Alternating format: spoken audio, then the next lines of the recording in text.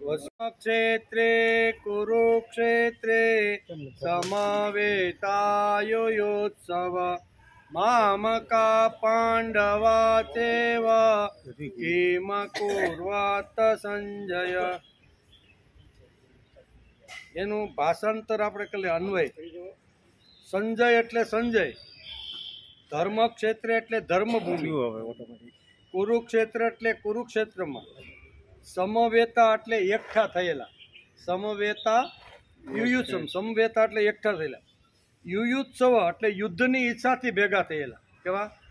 યુયુત્સવનો અર્થ છે યુદ્ધ ભૂમિમાં યુદ્ધની ઈચ્છાથી ભેગા થયેલા। મામકા, મામકા એટલે મારા, બરોબર। ચ એટલે અને પાંડવા એટલે પાંડુના પુત્રો। મામકા ચ પાંડવા એટલે મારા અને પાંડુના પુત્રો। એવ એટલે પણ, કિમ એટલે શું, અને અકુર્વત એટલે શું કર્યું એને। આખો અર્થ એનો થાય છે કે હે સંજય, ધર્મભૂમિ કુરુક્ષેત્રમાં એકઠા થયેલા યુદ્ધના ઈચ્છુક મારા અને પાંડુના પુત્રોએ પણ શું કર્યું તે મને સમજાવો। આમ સંજયને પ્રશ્ન ધૃતરાષ્ટ્ર હસ્તિનાપુરમાં બેઠા બેઠા આ પ્રશ્ન એને કરે છે, બરોબર ને। એનું ગુજરાતી આ રીતનું થાય।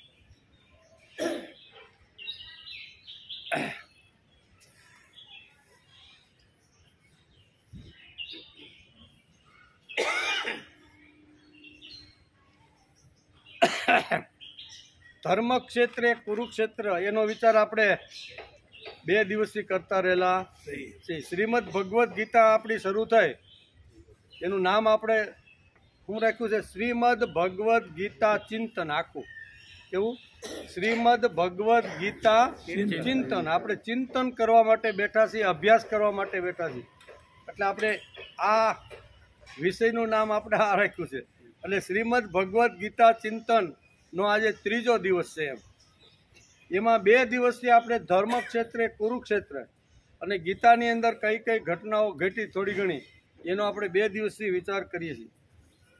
ધૃતરાષ્ટ્રની ચિંતા અને સંજય વિષ્ટિ।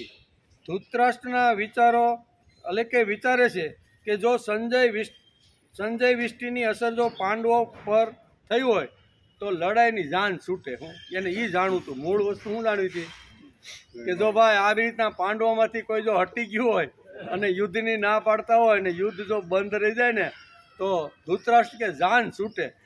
મારે તો કરવું નથી પણ હવે આવ્યું છે તો કરવું તો પડે જ ને, બરાબર। એનો વિચાર આપણે 2 દિવસ કરીએ સહી। તેથી ધર્મક્ષેત્રે કુરુક્ષેત્રે એટલે કે કુરુક્ષેત્રમાં દેવોએ યજ્ઞ કર્યો હતો। હવે આપણે એને વિસ્તારથી આ શ્લોકનો અર્થ શું થાય છે એનો આજે આપણે સમજવાનો પ્રયત્ન કરીએ। કુરુક્ષેત્રમાં દેવોએ યજ્ઞ કર્યો હતો, કુરુ રાજાએ પણ અહીં તપ કર્યું હતું। યજ્ઞ વગેરે ધર્મમય કાર્ય હોવાથી તથા કુરુ રાજાની તપસ્યા ભૂમિ હોવાથી એને ધર્મભૂમિ કુરુક્ષેત્ર કહેવામાં આવે છે। કુરુ રાજાએ પણ ખેડીને આ જે પૃથ્વી હતી એને ધર્મભૂમિ બનાવી દીધી। અહીં ધર્મક્ષેત્ર અને કુરુક્ષેત્ર 2 શબ્દો ભાગવતકાર વેદવ્યાસે વાપર્યા છે। ધર્મક્ષેત્ર અને કુરુક્ષેત્ર પદમાં ક્ષેત્ર શબ્દ આપવામાં ધૃતરાષ્ટ્રનો અભિપ્રાય એ છે કે આ પોતાના કુરુવંશીઓની ભૂમિ છે। આ કેવળ લડાઈની ભૂમિ જ નથી, ઉલટાની તીર્થભૂમિ છે જેમાં પ્રાણીઓ જીવતે જીવ પવિત્ર કર્મો કરીને પોતાનું કલ્યાણ કરી શકે છે। ખાલી લડાઈની ખાલી ભૂમિ નથી પણ આ ભૂમિ પવિત્ર છે। આની અંદર જીવ માત્ર સાધના, ધ્યાન, તપસ્યા કરી અને પોતાનું જીવન અહીંયા કલ્યાણકારી અને તીર્થરૂપ બનાવી શકે છે। પ્રાણીઓ જીવને જીવન પવિત્ર કરી શકે તેવી આ પવિત્ર ભૂમિ છે। આ રીતે લૌકિક અને પારલૌકિક બધી જાતનો લાભ થઈ જાય એવો વિચાર કરીને તેમજ શ્રેષ્ઠ પુરુષોની સંમતિ લઈને યુદ્ધ માટે આ ભૂમિની પસંદગી કરવામાં આવી છે। યુદ્ધ કરવાનું હતું એ પહેલાં કઈ ભૂમિ ક્યાં કેટલી અનુકૂળ છે એનું બધું સર્વે કરીને પછી જ નક્કી કરવામાં આવ્યું છે। મહાન જે લોકો હતા એ બધા લોકોનો અભિપ્રાય લઈ અને નક્કી થયું કે કુરુક્ષેત્રની ભૂમિ એક એવી છે કે જ્યાં બધી રીતે બધી બાજુથી અનુકૂળ યુદ્ધ માટે હોય. તેથી વ્યાસ લખે છે કે અહીંયા લૌકિક અને પારલૌકિક બંનેને અનુકૂળ થાય એવી ભૂમિ અહીંયા કુરુક્ષેત્રની પસંદ કરવામાં આવી છે. સંસારમાં મોટે ભાગે 3 બાબતોને કારણે લડાઈ થાય. અહીં ધર્મક્ષેત્ર કુરુક્ષેત્રમાં જે લડાઈ ઊભી થઈ છે, સામસામે 2 પક્ષો અત્યારે આવીને ઊભા રહી ગયા છે. એક બાજુ 11 અક્ષણી ને એક બાજુ 7, એટલે લડાઈ તો થાય છે. પણ અહીંયા આપણા શાસ્ત્રકારો લખે છે કે લડાઈ થવાના 3 કારણો હોય છે. 3 કારણોથી ચોથું કારણ લડાઈ માટે હોતું નથી. સંસારમાં મોટા ભાગે 3 બાબતોને કારણે લડાઈ થાય છે. કાં તો જમીન માટે, કાં તો ધન માટે અને કાં તો સ્ત્રી માટે. રામ રાવણનું જે યુદ્ધ થયું કોના માટે થયું? સ્ત્રી માટે થયું. પછી અહીંયા કૌરવ અને પાંડવ વચ્ચેનું જે યુદ્ધ થયું એ કોના માટે થયું? જમીન માટે. કે ભાઈ આને જમીન મારી લઈ લીધી છે, હવે 13 વર્ષ પૂરા થઈ ગયા છે એટલે હવે પાછી આપવી જોઈએ. પણ આપી નહીં એટલે યુદ્ધ થયું કે નહીં. અને પછી ધન માટે. કોઈ રાજાની તિજોરી સલકાઈ ગઈ હોય ને બાજુના આવી રીતના દેશના લોકો કે આ તો બહુ મોટો થઈ ગયો છે, એટલે 2-5 શું કહેવાય દેશ ભેગા થઈ અને એ ધન હડપ કરવા માટે આવી રીતનું યુદ્ધ કરતા હોય છે. એટલે એમ કહે છે કે 3 રીતે યુદ્ધ થાય. કાં તો સ્ત્રી માટે થાય, કાં તો ધન માટે. પાસે સૈન્યનું મોટું બળ છે, અમારી પાસે ઘણા બધા, અમે એમ કહીએ એમ કરીને યુદ્ધ થાય છે. જમીન, ધન અને સ્ત્રી, આ 3માં રાજાઓનું આપસમાં લડવું મુખ્યત્વે જમીનના જ કારણે હોય છે. અહીં કુરુક્ષેત્ર પદ આપવાનું તાત્પર્ય જ પણ જમીનના કારણે લડવામાં આવે છે. કુરુવંશમાં ધૃતરાષ્ટ્ર અને પાંડુના પુત્રો બધા એક જ ગણાય. ગણાય તો કે ને ભાઈના દીકરા પોતાના જ ગણાય, કે પોતાના જ ગણાય. કુરુવંશના હોવાથી બંનેને કુરુક્ષેત્રમાં અર્થાત રાજા કુરુની જમીન ઉપર સમાન અધિકાર છે. બે બરોબર, એ અધિકાર બે પાંડવ હોય કે કૌરવ હોય પણ બંનેનો સમાન અધિકાર છે. રાજા કુરુની જમીન ઉપર સમાન અધિકાર લાગે છે. આ કારણથી કૌરવોએ પાંડવોને એમની જમીન ન આપવાના કારણે બંને જમીનને માટે લડાઈ કરવા માટે કુરુક્ષેત્રમાં ભેગા થયા છે. જોકે પોતાની જમીન હોવાના કારણે બંનેને માટે કુરુક્ષેત્ર પદ વ્યાસે વાપર્યું છે. એ યુક્તિ સંગત અને ન્યાય સંગત છે. તેમ છતાં આપણી સનાતન વૈદિક સંસ્કૃતિ એવી વિલક્ષણ છે કે કોઈ પણ કાર્ય કરવું હોય ત્યારે તે ધર્મને સામે રાખીને કરવામાં આવે છે. કોઈ પણ કાર્ય કરવાનું હોય ત્યારે ધર્મને સામે રાખીને કરવામાં આવે છે. યુદ્ધ જેવું કાર્ય પણ ધર્મભૂમિ તીર્થભૂમિમાં જ કરે છે, જેથી યુદ્ધમાં મરનારાઓનો ઉદ્ધાર થઈ જાય અને કલ્યાણ થાય. તેથી અહીં કુરુક્ષેત્રની સાથે ધર્મક્ષેત્ર જોડવામાં આવ્યું છે. કુરુક્ષેત્રે ધર્મક્ષેત્ર 2 શબ્દ અહીંયા વેદવ્યાસ લખે છે કે બંને પદ એક સાથે શા માટે જોડવામાં આવ્યા? તો કે કોઈ પણ કાર્ય જો કરવાનું હોય ને તો પ્રથમ એનું ધર્મથી પૂજન કરવામાં આવે છે. એટલે કુરુક્ષેત્ર તો છે, લડાઈ માટેનું મેદાન તો છે, એમાં હજારો સૈનિકો નાશ પામવાના છે. તો એની સદગતિ થાય તો એના માટે શું કરવાનું? તો એના માટે ધર્મનું આહવાન કરીને પછી યુદ્ધની શરૂઆત થાય. તેથી અહીં ધર્મક્ષેત્ર પહેલા શબ્દ વાપરો. ધર્મક્ષેત્રે કુરુક્ષેત્રે સમવેતા યુયુત્સવ મામકા પાંડવા ચેવ કિમ કુર્વત સંજય. અહીં આરંભમાં ધર્મ છે. જો આ કેટલો મેળ વેદવ્યાસે બેહાડ્યો છે ને, એ ખાલી આપણે શ્રીમદ ભગવદ્ ગીતાને જો વાંચીને તો ખબર પડે. પહેલો શ્લોક લઈએ અને છેલ્લો શ્લોક, 2 શ્લોકની વચ્ચે જે આ જે કહેવાય શું કહેવાય 798 જે શ્લોક આવે ને, 2 શ્લોકની વચ્ચે 798 એટલે 700 શ્લોક થાય. તો આ 698 શ્લોક એક પાના ઉપર ધર્મક્ષેત્રથી શરૂ થાય છે, પહેલો શ્લોક. અને અંતની અંદર આપણે જોઈએ તો એની અંદર શું કીધું છે? યત્ર યોગેશ્વર કૃષ્ણ યત્ર પાર્થો ધનુર તત્ર શ્રી વિજયો ભૂતિ ધ્રુવા નીતિર મતિર મમ. મમ શબ્દ આવ્યો. કેવો? છેલ્લો શબ્દ મમ. અહીંયા પ્રથમ શબ્દ ધર. ધર્મ એટલે ધર્મ અને મમ એટલે કે ધર્મનું આચરણ કરીને કોઈ પણ કાર્યની શરૂઆત થાય છે. એટલે ધર્મ મમ બહુ સરસ અહીં બેયને ફિટ કરી દીધા કે પહેલો શબ્દ ધર્મ છે અને શ્રીમદ ભગવદ્ ગીતાનો છેલ્લો શબ્દ મમ છે. અહીં આરંભમાં ધર્મ પદની એક બીજી પણ દેખાય છે. જો આરંભમાં ધર્મ પદમાંથી ધર લેવામાં આવે અને 18મા અધ્યાયના છેલ્લા શ્લોકમાં મમ પદમાંથી મ લેવામાં આવે તો ધર્મ શબ્દ બની જાય છે. બેન એક શબ્દ લ્યો, ધ એટલે ધ અને ઓયનો મમાંથી મ એટલે ધર્મ થઈ ગયો. એટલે કે ધર્મ મમ થઈ જાય છે. તો એ શબ્દ ધર્મ મમ બની જાય છે. આથી સંપૂર્ણ ગીતા ધર્મની અંતર્ગત છે. સંપૂર્ણ ગીતા ધર્મની અંતર્ગત છે. અર્થાત ધર્મનું પાલન કરવાથી ગીતાના સિદ્ધાંતોનું પાલન થઈ જાય છે. ધર્મનું પાલન જો માણસ કરે તો ગીતાના જેટલા સિદ્ધાંતો વ્યાસે અહીં લખ્યા છે એ બધા સિદ્ધાંતોનું પાલન થઈ જાય. ધર્મ મમ એનો પહેલો શબ્દ ધ લ્યો અને ઓલામાંથી મ લ્યો એટલે ધર્મ થઈ ગયું. એટલે ધર્મને અહીં કહે છે કે ધર્મ અંતર્ગત છે અને ધર્મનું પાલન કરવાથી ગીતાના સિદ્ધાંતોનું બધું પાલન થઈ જાય છે. અને ગીતાના સિદ્ધાંતો અનુસાર એટલે કે કર્તવ્ય કર્મ કરવાથી ધર્મનું અનુષ્ઠાન પણ થઈ જાય છે.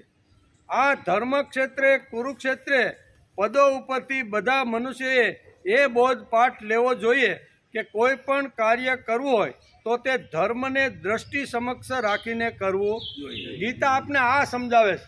પહેલો અને છેલ્લા શ્લોકનો જો ઊંડાણથી આપણે અભ્યાસ કરીને બધા શબ્દોને જો સમજવાનો પ્રયત્ન કરીએ તો શ્રીમદ ભગવદ્ ગીતા આપને આ સમજાવે છે કે કોઈ પણ કાર્યની શરૂઆત કરો ત્યારે ધર્મને પ્રથમ સ્થાને બેસાડી દો. અને ધર્મને પ્રથમ સ્થાને બેસાડી દે તો માણસની બધી જ આવી રીતની જે કાંઈ કામના છે, વાસના છે એ પૂરી છે. તેથી વેદવ્યાસ આટલું મોટું સાહિત્ય સર્જન કર્યા પછી વેદોનું આખું શું કહેવાય વિચારોનું સંકલન કરીને વેદો બનાવ્યા. અલગ અલગ જગ્યાએ ઋષિઓના મુખારવિંદમાંથી ઘણા બધા સારા શબ્દો નીકળેલા હતા. એ બધાનું એકત્રિત કરી અને એક સુંદર મજાનો મોટો ગ્રંથ બનાવ્યો અને એનું નામ છે વેદ. કેવું? પછી વેદ આટલો મોટો વેદ અંતિમ માણસ સુધી જો પહોંચાડવાનો હોય તો એના માટે એકલા હાથે કામ થાય નહીં. તેથી એને 4 ભાગ કર્યા. એ વેદના 4 ટુકડા એટલે 4 ભાગ કર્યા અને 4 ભાગ કરીને 4 શિષ્યોને બોલાવી અને બધાને એક એક વેદ સંભાળવા આપી દીધો.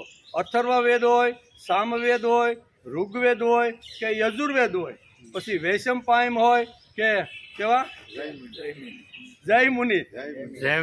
જૈમિની, વૈશંપાયન, સુમંતુ અને પેલ. આ 4 એના શિષ્ય હતો કોના? વ્યાસના. એ 4 શિષ્યોને બોલાવીને એક એક આપી દીધો. અને એમાં લખ્યું છે કે ભાઈ તમારે ધર્મનું પાલન કરીને આનો વિસ્તાર કરવાનો છે. શ્રીમદ ભગવદ્ ગીતા પણ આ કહે છે કે કોઈ પણ શુભ કાર્ય અથવા કોઈ પણ કામ કરીએ ત્યારે આપણે ધર્મની સાથે જોડીને આપણે કાર્ય કરતા હોઈએ છીએ.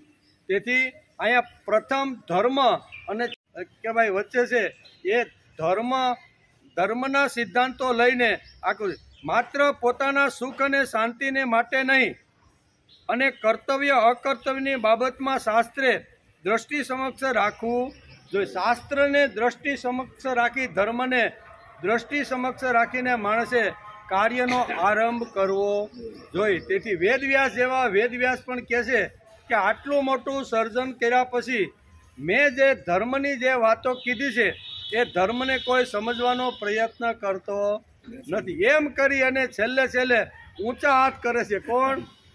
વેદવ્યાસનું ચરિત્ર આપણે વાંચીને જોશો ને તો એનું એક ચરિત્ર આવું છે. આ 2 હાથ ઊંચા રહી ગયા છે અને હાથની અંદર સરસ મજાના શું કહેવાય ખંજરીને બધું રહી ગયું છે અને પોકારીને લોકોને કહે છે. શું કહે છે? લોકોને પોકારીને કહે છે કે જો તમે ધર્મનું પાલન કરીને કોઈ કાર્યનો આરંભ કરશો ને તો બધી જ કામના તમારી પૂર્ણ થઈ જશે. બોલો, આવું પોકારીને કહે છે. શું કહે છે કે શ્લોક કયો છે? શ્લોક છે આપણે, પણ હવે કંઠ ઉપર આવી જાય ત્યારે મેળ પડશે. કહેવાનો અર્થ ઉર્ધ્વ, હા, ઉર્ધ્વ બાહુ વિરોમી એચ નચ કચ્છી શૃણોતિ મે ધર્માત અર્થાત સ કામાચ સ કિમર્થ ન સેવીએ છે. અહીં પણ ધર્મ શબ્દ વાપરવામાં શ્રીમદ ભગવદ્ ગીતામાં પ્રથમ આવી રીતનું જે ધર્મની વાત કરે છે, એમ વ્યાસે પણ ધર્મને ઉદ્દેશીને ઉર્ધ્વ એટલે ઊંચા, ઉર્ધ્વ સંસ્કૃત શબ્દ છે, એનું ગુજરાતી થાય ઊંચા, ઉર્ધ્વ પછી બાહુ, બાહુ એટલે હાથ, ઉર્ધ્વ બાહુ વિરોમી એચ, હું ઊંચા હાથ કરી કરી બરાડા પાડી પાડી અને દુનિયાની પ્રત્યેક વ્યક્તિને હું કંઈક કહેવા માંગુ છું, એમ કરીને અહીંયા વ્યાસ ઊંચા હાથ કરે. ઉર્ધ્વ બાહુ વિરોમી એચ નચ કચ્છી શૃણોતુ મે, મારે જે કહેવાનું છે તે લોકો મારું કાંઈ સાંભળતા નથી. આટલું મોટું મેં સર્જન કર્યું વાંગમયનું, પણ લોકો સમજતા નથી અને પોતાના મન માને એવો ધર્મ, મન માને એવો સંપ્રદાય, મન માને એવો વિચાર અને મન માને એવો ભગવાન. પછી ભગવાન વિકરાળો જોયા પછી એમ થાય કે આ ભગવાન ચાક આપને મારી નાખી. એવા તો એટલા બધા હાથ અને એટલું કાળો મોઢામાંથી દાંત નીકળી ગયા અને જીભ 4 ફૂટ નીકળી ગઈ બારી. આપણે આવો જોયા પછી શું થાય કે આ ભગવાન મારે જોતવા નથી. એટલે મનમાં આવે એવો ભગવાન, મનમાં આવે એવો ધર્મ, મનમાં આવે એવો જે કાંઈ હોય ને મનમાં આવીને આપણે બધા કરી દીધું. શાસ્ત્રકારે એમ કહે છે કે ધર્મને ધ્યાનમાં રાખીને કોઈ પણ પ્રવૃત્તિ જો કરશો ને તો માણસનું કલ્યાણ, કલ્યાણ ને કલ્યાણ થઈ જવાનું છે. તેથી વ્યાસ જેવા વ્યાસ કહે છે કે ઉર્ધ્વ બાહુ વિરોમી એચ દંચ કચ્છી શૃણોતિ મે ધર્માત, પહેલો શબ્દ હું વાપરો, ધર્માદ અર્થાત કામાસ સ કિમર્થ ન સેવ્ય. માણસ જો ધર્મનું પાલન કરે, ધર્માદ અર્થાત, બીજો શબ્દ વાપરો અર્થ, અર્થ એટલે પૈસો. ધર્મનું પાલન કરે એટલે અર્થ આવે, આવે ને આવે, પૈસા આવે, આવે ને આવે. પણ ઓરિજિનલ ધર્મનું પાલન જે શાસ્ત્રમાં લખ્યું છે એ પ્રમાણે માણસ જો કરતો હોય તો ધર્માદ અર્થાત, અને એકવાર આપણી પાસે અર્થ આવી જાય, પૈસો આવી જાય, સંપત્તિ આવી જાય અને પછી કામાચ છે, ત્રીજો શબ્દ હું વાપરો, કામાચ. એટલે આપણી જે કાંઈ મનોકામના હોય કે મોટો બંગલો બનાવવાનો છે, ગાડીઓ લાવવાની છે, મોટું ફાર્મ હાઉસ રાખવાનું છે, એ ધનજીભાઈ ખિસ્સામાં હોય તો થાય, નકર ખાલી સંકલ્પ વિકલ્પ કરી નાખો અને દોઢિયું ખિસ્સામાં ન હોય, મારે તો આટલી મોટી શું કહેવાની કે આટલો મોટો બંગલો બનાવવાનો છે, 2-5 ગાડીઓ પડી હોય, 5-7 નોકરો કામ કરતા હોય, આવું મારે બનાવો, પણ ધનજીભાઈ ખિસ્સામાં ન હોય તો થાય. તેથી વ્યાસ જેવા વ્યાસ કહે છે કે ધર્મનું પાલન કરવાથી માણસનું કલ્યાણ થઈ જાય છે. એમાં ધર્મનું પાલન કરે એટલે અર્થ આવે, અને અર્થ આવ્યા પછી પૈસો આવ્યો પછી જે ખરીદવું હોય ખરીદી શકાય. આ 3 સરસ મજાની વાતો આ લાઈન બંધ શીખવાડી છે. પેલા ધર્મનું પાલન કરવાનું, પાલન કરો એટલે 100% આપણો ધર્મ જો સત્ય હોય ને તો ભગવાન આપ્યા વગર રહેતા નથી. ને ભક્તોની લાઈન જુઓ, એ બધા જે ધર્મ પ્રમાણે હાલતા હતા ને ધર્મને અનુસર કરીને કામ કરતા હતા, તો એને ત્યાં કોઈ દી સંપત્તિ ખૂટી ખરી? કોઈ દી ખૂટી નથી. જેમ જેમ વાપરતા જાય, જેમ જેમ આપતા જાય ને એમ ભગવાન ડબલ કરીને પાછી મોકલતા. કોઈના દ્વારા મોકલે, પરબારા કાંઈ ભગવાન કાંઈ હાથમાં આવતા નથી, પણ કોઈના મારફત ભગવાન મોકલાવે છે. તેથી અહીંયા બહુ સરસ રીતે ભાગવતકાર વેદવ્યાસે જે પોતાની વ્યથા ઠાલવી છે ને એ વ્યથાનો પણ વિચાર કર્યો છે. તેથી અહીં શ્રીમદ ભગવદ્ ગીતાના પ્રથમ અધ્યાયના પ્રથમ શ્લોકની અંદર અહીંયા ધર્મનું મહત્વ સમજાવ્યું છે કે ધર્મનું પાલન જો માણસ કરે તો બધી જ કલ્યાણકારી વસ્તુ એને ત્યાં આવીને રહેશે, એમ અહીં કહે છે. તેથી કર્તવ્યની બાબતમાં શાસ્ત્રને દ્રષ્ટિ સમક્ષ રાખવું. કર્તવ્ય કામ જે આપણે કરતા હોય, આપણી જે કાંઈ ફરજ હોય એમાં ધર્મને સામે રાખીને મારે મારું ફરજ કે મારું કર્તવ્ય બજાવવું જોઈએ. પછી બીજો શબ્દ છે સમવેતા યુયુત્સવ. પહેલો શબ્દ શું આવ્યો પહેલું શરણમાં? તો કે ધર્મ ક્ષેત્રે કુરુક્ષેત્રે, એનું આટલું વર્ણન અહીંયા વ્યાસે પ્રથમ શ્લોકની અંદર કર્યું છે. બીજો શબ્દ લીધો છે સમવેતા યુયુત્સવ. એનો અર્થ થાય છે એટલે કે યુદ્ધની ઈચ્છાથી એકઠા થયેલા, યુયુત્સવ યુદ્ધની ઈચ્છાથી એકઠા થયેલા. સમવેતા યુયુત્સવ રાજાઓ દ્વારા વારંવાર સંધિનો પ્રસ્તાવ મૂકવા છતાં પણ દુર્યોધને સંધિ કરવાનો અસ્વીકાર કર્યો. આ શ્લોકની અંદર શું સમજવાનું છે? આ બધા યુદ્ધના માટે શા માટે ભેગા થયા? તો કે રાજા દુર્યોધનની પાસે ઘણા બધા પ્રયત્નો કરવામાં આવ્યા. ભીષ્મએ પણ પ્રયત્ન કર્યો. દ્રોણાચાર્યને કે પ્રયત્ન કર્યો તો એને કે બેસ તું તો અમારો આવી રીતનો નોકર છો, અમે પૈસા આપીશું છોકરાને ભણાવે છે, તો આચાર્ય છો, તારે બીજું કંઈ કરવાનું નથી. અમે પગાર આપીએ છીએ, બંગલો આપ્યો, ગાડી આપી રહેવા માટે, અને અમારી રાજનીતિમાં તમારે માથું મારવાની જરૂર. સ્પષ્ટ રીતે દુર્યોધન આચાર્યને સમજાવી ગયા છે. બધાએ પ્રયત્ન કર્યા કે ભાઈ આ તું જે જમીન આપવાની જે ના પાડે છે ને એ તારી વાત યોગ્ય નથી. એને જે 13 વર્ષ પૂર્ણ કરીને આવ્યા છે અને 13મો અજ્ઞાતવાસ પણ એને પૂર્ણ કરી લીધું છે. એ કે ના હજી 1 દિવસ બાકી હતો ને ત્યાં વિરાટનગરીમાં એ સત્તા થઈ ગયા છે એટલે પાછા 13 વર્ષ સુધી વનમાં વયા જાય. કોણ કે છે? દુર્યોધન કે છે કે 1 દિવસ 13 વર્ષમાં બાકી હતું અને આવી રીતના એ વિરાટનગરીની અંદર અમે જ્યારે ગાયોને વાળવા માટે ગયા અને એ વખતે અર્જુન આવી રીતનો કેવા રૂપમાં મેંઢકના રૂપની અંદર આવી લડ્યો, એનો હજી 1 દિવસ બાકી હતો. ત્યારે દ્રોણાચાર્ય એમ કહે છે કે ભાઈ તારા ગણિતમાં ખૂબ જ ફરક છે. અમને ખબર છે, અમે ગણિત ખૂબ ભણ્યા છીએ અને મોટા ગણિતજ્ઞ જે ગણિતની અંદર પારંગત જે થયા છે ને એની સલાહ પ્રમાણે અમે પણ ગણતરી કરાવી લીધી છે કે આ દિવસે પાંડવો હસ્તિનાપુર છોડી અને 13 વર્ષ માટે નીકળી ગયા હતા અને આ સમયે સત્તા થયા છે તો એ બંને વચ્ચેનો કાળ કેટલો ગણાય. એ કે અમે બધું નક્કી કરી લીધું છે, માથે 1 દિવસ જતો રહ્યો છે. હું કે 13 વર્ષ ઉપર 1 દિવસ જતો રહ્યો, તમને શું ખબર પડે? બે તમે અમારી બાબતમાં માથું મારવાનું નહીં. અમે તમને પગાર આપીએ છીએ, યુનિવર્સિટીના છોકરાઓને તમે ભણાવો છો, તમે અમારા આવી રીતના ડીન છો, તમારે વચ્ચે આમાં તમારે કહેવાનો અર્થ ઘણા લોકોએ પ્રયત્ન કર્યો કે ભાઈ યુદ્ધને રોકો કોઈ પણ હિસાબે. એને જે ભાગમાં જે આવતું હોય ને જે કરાર થયા હોય ને એ પ્રમાણે એનું પાછું રાજ્ય આપી દેવું જોઈએ. ભીષ્મએ પણ સમજાવ્યા અને છેલ્લે ભગવાન કૃષ્ણ પણ સમજાવવા માટે આવે છે. આવા અનેક લોકો અહીં કહે છે કે અનેક સારા સમર્થ લોકોએ અહીંયા કૌરવોને સમજાવવા માટે અનેક પ્રયત્નો કર્યા અને અનેક પ્રયત્નો કર્યા પછી પણ કૌરવ પક્ષમાં આ દુર્યોધન માન્યો નહીં અને તેથી જ આ કુરુક્ષેત્રની જગ્યા પસંદ કરી અને અહીં કહે છે ને સમવેતા યુયુત્સવ લડવા માટે ઉત્સુક થયેલા બધા સૈનિકો આ શું કહેવાય ધર્મક્ષેત્ર કર્મભૂમિની અંદર અહીંયા ઊભા થયા છે. રાજાઓ દ્વારા વારંવાર સંધિનો પ્રસ્તાવ છતાં પણ દુર્યોધને સંધિ સ્વીકારને ના પાડી. એટલું જ નહીં, ભગવાન શ્રી કૃષ્ણ કહેવા છતાં પણ મારા પુત્ર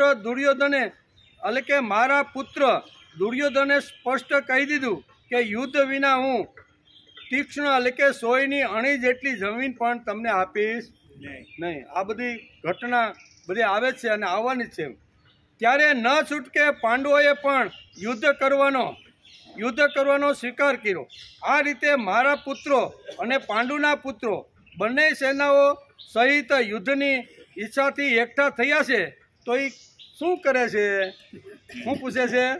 આ યુદ્ધની ઈચ્છાથી ભેગા થયેલા મારા અને પાંડવના પુત્રો જે ભેગા કુરુક્ષેત્રમાં થયા છે એ શું કરે છે? યાવદીતિક્ષયા શુચ્યા વિદ્યે ગગવ કેશવ તાદવયા સતીત્રાજ ભૂમેન સંડનમ પ્રતિ. મહાભારતના ઉદ્યોગ પર્વની અંદર 127મો અધ્યાય અને 25મા શ્લોકની અંદર અહીંયા સ્પષ્ટ રીતે સમજાવી દીધું છે કે ઘણા બધા પ્રયત્ન કૃષ્ણએ પણ ખૂબ જ મોટા પ્રયત્ન કર્યા પણ છતાંય દુર્યોધને 1 ઇંચ પણ જમીન આપવા માટે સહમત થયો નથી. તેથી આ યુદ્ધ નિર્માણ થયું છે. એમ કે બંને સેનાઓમાં યુદ્ધની ઈચ્છા રહેવા છતાં પણ દુર્યોધનના મનમાં યુદ્ધની ઈચ્છા વિશેષ રૂપથી હતી. તેનો મુખ્ય ઉદ્દેશ રાજનીતિ પ્રાપ્તિનો જ હતો. તે રાજ્ય પ્રાપ્તિ ધર્મથી થાય કે અધર્મથી થાય, ન્યાયથી થાય કે અન્યાયથી થાય, વિહિત રીતે થાય કે નિષિદ્ધ રીતે થાય, કોઈ પણ રીતે અમને રાજ્ય મળવું જોઈએ. આને એક જ મનની અંદર હતું કે ધર્મથી થાય કે અધર્મથી થાય, નીતિથી થાય કે અનીતિ થાય, પણ યુદ્ધની ભૂમિની અંદર અમારો વિજય થવો જોઈએ. ગમે તેવું કરવું પડે ને તો પણ કરીને અમે વિજય થવાના છે, આવું મનની અંદર એ કરે છે. કોઈ પણ રીતે અમને રાજ્ય મળવું જોઈએ એવો એનો ભાવ હતો. એટલા માટે વિશેષ રૂપે દુર્યોધનનો પક્ષ યુયુત્સ અર્થાત યુદ્ધની ઈચ્છાવાળો હતો. દુર્યોધનની જે હતો એ ઈચ્છાવાળો હતો. પાંડવોમાં ધર્મનું પ્રાધાન્ય હતું. એમનો એવો ભાવ હતો કે અમે ભલેને ગમે તેવો જીવન નિર્વાહ કરી લઈશું, પરંતુ અમારા ધર્મ પાલનમાં વિઘ્ન અમે આવવા દેશું. એક બાજુ કે અધર્મથી જે અધર્મ જેટલો આચરવો પડે ને એટલો આચરીને અમારી પાસે જે જમીન છે ને એ જમીન અમારે ટકાવવાની છે. એટલે અમને જે શું કહેવાય દ્યુતકાંડની અંદર એટલે કે જુગારની અંદર જે જમીન અમને જે મળી છે ને એ જમીનમાંથી એક પણ ટુકડો અમે આપવા માટે તૈયાર નથી. એક પક્ષ આવી રીતનો એટલે કે દુર્યોધન આવી રીતનો વિચાર કરતો તો નીતિ હોય અનીતિ હોય, ધર્મ હોય અધર્મ, કોઈ પણ હિસાબે અમને ભોગ મળવા જોઈએ, અમારી જમીન ટકવી જોઈએ, અમારું રાજ્ય આવી રીતનું અમારા જ હાથમાં રહેવું જોઈએ. જે કાંઈ કાવતરા કરવા પડે, જે કાંઈ અધર્મ આચરવો પડે ને એ અધર્મ આચરીને પણ અમે આ બધું ટકાવવા માગીએ છીએ. એક બાજુ અહીંયા મહાભારતનો જો આપણે અભ્યાસ કરીને તો એક બાજુ આ વિચારધારાથી અધર્મથી ગમે તેટલું પ્રાપ્ત થાય અને ગમે તેટલો અધર્મ આચરવો પડે તો પણ અમે આ જમીનનો ટુકડો એના હાથમાં જવા દેશું. એક વિચારધારા આવી હતી. એની સામે યુધિષ્ઠિરની જે વિચારધારા હતી એ કેવી હતી કે અમે ગમે તે થાય જંગલમાં જવું પડે, હજી જંગલની અંદર કદાચ સૂવું પડે ને ખાખવાની પથારીમાં તો અમે સૂવા માટે તૈયાર છીએ, પણ અમે જે ધર્મ પકડ્યો છે એ ધર્મને પકડીને જ અમે ચાલવાના છીએ. અમે જે કાંઈ કાર્ય કરવાના છીએ વાત અમે સ્વીકારવા માટે તૈયાર નથી. બે પક્ષની અંદર બંનેની વિચારધારા આવી છે એમ વેદવ્યાસ લખે છે. પાંડવોમાં ધર્મનું પ્રાધાન્ય હતું. એમનો એવો ભાવ હતો કે અમે ભલેને ગમે તેવો જીવન નિર્વાહ કરી લઈશું. ખાવાનું મળે ન મળે, પાણીથી કદાચ એક ટક કાઢી નાખવો પડે તો અમે એ નિર્વાહ કરી લઈશું, પરંતુ અમારા ધર્મ પાલનમાં વિઘ્ન નહીં આવવા દઈએ. અમે જે નીતિ ઉપર ચાલી અને અત્યાર સુધી જે જીવન જીવાશો અંત સુધી પણ અમારા ધર્મ અથવા નીતિ ઉપર અમે આંચ આવવા દેશું ને અમારું જે થવું હોય તે થાય, પણ અમે ધર્મને પકડીને ચાલવાનો પ્રયત્ન. આ યુધિષ્ઠિરનો સિદ્ધાંત હતો, સામે દુર્યોધનનો સિદ્ધાંત. આ બે સિદ્ધાંતને મેળ ખાય અને એટલે જ લડાઈ થાય. બે વિચારો અલગ પડે છે અને ધર્મની વિરુદ્ધ અમે નહીં લડીએ. આ વાતને લીધે મહારાજ યુધિષ્ઠિર યુદ્ધ કરવા ઈચ્છતા નહોતા.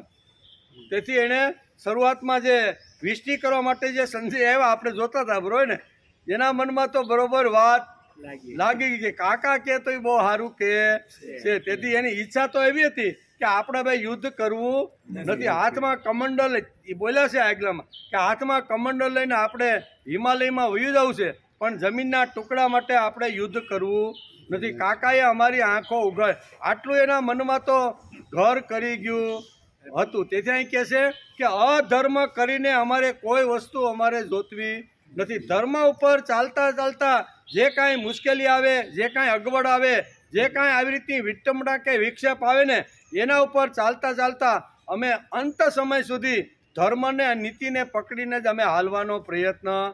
આ બંનેની વિચારધારામાં અહીં મહાભારતની અંદર આ ફેર બતાવે છે. એમ કે આ યુદ્ધ કરવા ઈચ્છતા નહોતા, પરંતુ જે માતાની આજ્ઞાથી યુધિષ્ઠિરે ચારેય ભાઈઓ સહિત દ્રૌપદી સાથે વિવાહ કર્યો હતો. બરાબર, અહીં ભાગવતકાર વેદવ્યાસ લખે તે માતાની આજ્ઞા થવાના કારણે મહારાજ યુધિષ્ઠિરની યુદ્ધમાં પ્રવૃત્તિ થઈ. કે યુધિષ્ઠિર તો મનમાં હલી ગયો તો કાકાની વાત બહુ સારી છે, પણ ભગવાન કૃષ્ણ કહે છે થોડીક વાર થોભી જાઓ, હિમાલય જતા પહેલાં હું થોડીક વિષ્ટિ કરીને આવું અને તમારી માતા જો કાંઈ મને સંદેશો આપે એ આવીને જો તમે સાંભળો પછી તમારે જે કરવો એ નિર્ણય લેજો. અને ભગવાન વિષ્ટિ કરવા માટે ગયા. ફઈબાને મળ્યા અને ફઈબાને કીધું કે તમારા દીકરા માટે કાંઈ સંદેશો આપણે આ જોતા હતા કે સંદેશો એટલો છે કે તમે એક ક્ષત્રાણીના પેટે તમે જન્મા છો અને ક્ષત્રિયનો ધર્મ હંમેશા અધર્મને દાંભીને ધર્મ રાજ્યની સ્થાપના કરવાનો. તમે જો મારું દૂધ પીધું હોય, તમે જો સિંહણના સંતાન હોય ને, તો હવે યુદ્ધ કરવાનો સમય આવી ગયો. આ બધી વાત લઈને ભગવાન આવે છે અને એ માતાએ કાંઈ સંદેશો આપ્યો એમ પાંડવો જ્યારે પૂછે છે ને ત્યારે કે આ ફઈબાએ તો મને કેવડાવ્યું છે કે તમે બધા નમાલા છો, તમે ક્ષત્રિયના બચ્ચાને મારા પેટે જન્મ હોવા છતાંય મારે આટલી 13 વર્ષ સુધી આ ઓરડીમાં રહી અને આ ટુકડો જેમ કૂતરાને ફેંકે એમ મારાથી હવે સહન થતું નથી. તમે ક્ષત્રિયના બચ્ચા છો, મારા પેટે જન્મ હોય ને તો અર્જુનને આ પ્રમાણે કહેજો, ભીમને આ પ્રમાણે, એમ બધાને અલગ અલગ અહીંયા સંદેશાઓ માતા કુંતાએ મોકલેલા છે અને એનાથી યુધિષ્ઠિર થોડાક શાંત થઈ ગયા. નકર મનમાં તો હતું જ કે કમંડલ લઈને વયા જ આવ્યું, આ બધી મોકાણ કરવી બધી. એટલે કે 4 ભાઈઓ સહિત દ્રૌપદી સાથે વિવાહ કર્યા હતા. તે માતાની આજ્ઞા થવાના કારણે મહારાજ યુધિષ્ઠિરની યુદ્ધમાં પ્રવૃત્તિ થઈ. માતાનો સંદેશો શા માટે રહેતા? પહેલી વાત એ છે કે રાજ્યને માટે કૌરવ પાંડવના આપસના લડત કે ગમે તે કરત, પણ મારી પ્રિય પુત્ર વધુ દ્રૌપદીને એ દુર્યોધને એ દુષ્ટોએ સભામાં નગ્ન કરવાની ઈચ્છા કરી હતી, અપમાનિત કરવાની ઈચ્છા કરી હતી. એ ધૃણા માત્ર ચેષ્ટા કરવી એ માનવતા નથી. આ બાબતે માતા કુંતાએ ને આ વાત ઘણી ખરાબ લાગી હતી. તેથી મનમાં એક જ વિચાર ઘોળાતો હતો કે જે દુષ્ટોએ આવી પતિવ્રતા સ્ત્રી અને મારી પુત્ર વધુને ભર સભાની અંદર નગ્ન કરવાનો જેણે પ્રયત્ન કર્યો છે ને એને તમે વહેલાસર યમપુરીમાં પહોંચાડી દો. આવો સંદેશો કુંતા માતા કે મારી પુત્ર વધુ, એને ડંખ આ જ હતો. ગમે ત્યાં રહેતા હોય, ગમે તેવી રીતે સુખ સગવડ, પણ એના મનમાં કાયમ માટે આ ડંખ હતો કે મારી પુત્ર વધુ જે આખી શું કહેવાય સામ્રાજ્ઞી હતી ને એને ભર સભાની અંદર આવી રીતનો ઢસડી અને જે લોકોએ આવી રીતના કૃત્ય કર્યા છે ને એ બધાને મારા જો પુત્ર હોય ને તો તમે એ બધાને યમપુરી પહોંચાડી. આ માતા કુંતાનો સંદેશો સાંભળી અને યુધિષ્ઠિર થોડો ઠંડો થઈ ગયો ને કમંડળ તો પકડી જ લીધું હતું. હું કમંડળ પકડીને કે આપણે હિમાલયમાં જાય અને ભગવાનનું સ્મરણ કરતા કરતા બાકીની જિંદગી આપણે પૂરી કરીને આપણે આવી રીતનો ગાળો, આવી રીતનું હતું. પણ અહીંયા બહુ સરસ ભગવાનને જે સંદેશો માતાએ આપ્યો એ સંભળાયો ત્યારથી થોડોક ઢીલા પડ્યા છે. પછી ત્રીજો શબ્દ આવે છે મામકા પાંડવા ચેવ. કેવો? મામકા પાંડવા ચેવ. પાંડવો ધૃતરાષ્ટ્રને પોતાના પિતાના મોટા ભાઈ હોવાથી પિતા તુલ્ય માનતા હતા અને એમની આજ્ઞાનું પાલન કરતા હતા. જે વખતે પાંડુ રાજા રાજ્ય કરતા હતા હસ્તિનાપુરમાં, કારણ કે મોટા તો અહીંયા ધૃતરાષ્ટ્ર હતા, પણ એ કાળનો એક નિયમ હતો કે મોટો દીકરો જો વિકલાંગ હોય, એ જો કાંઈ આવી રીતના હોય ને તો એને રાજ્ય મળતું ને એના પછીનું જે સંતાન હોય એને રાજ્ય મળતું. તેથી અહીંયા એ કાળના જે નીતિ નિયમો હતા એ પ્રમાણે ધૃતરાષ્ટ્ર મોટો હોવા છતાં એને રાજ્ય નહીં પણ એને રાજ્યનો સેવક બનીને રહેવાનો પ્રસંગ આવ્યો. પાંડુ વિચારતા હતા કે આ મારા મોટા ભાઈ છે, ભલે વિકલાંગ છે, એને ગાદી મળી નથી, પણ એને પૂછ્યા વગર પાંડુ પાણીનો પાળવાનો પ્રયત્ન કરતા હતા. મોટા ભાઈ છે, રાજા હતા નહીં, અને મોટા ભાઈના નાતે કદાચ પાંડુને કંઈ આજ્ઞા કરે, પાંડુ કે ખરેખર આ આજ્ઞા તો ખોટી છે, પણ ભાઈને ખોટું ન લાગે, એને સંતોષ થાય એના માટે એકાદ આજ્ઞાનું પાલન પણ કરી લેતા હતા. આવા પાંડુનો સ્વભાવ, આવા પાંડુના ગુણ હતા. આ પાંડુના ગુણ હતા. ઉચિત અનુચિતનો વિચાર નહીં કરીને એમની આજ્ઞાનું પાલન કરતા હતા. આથી અહીં મામકા પદની અંતર્ગત કૌરવ અને પાંડવ બંને આવી જાય છે.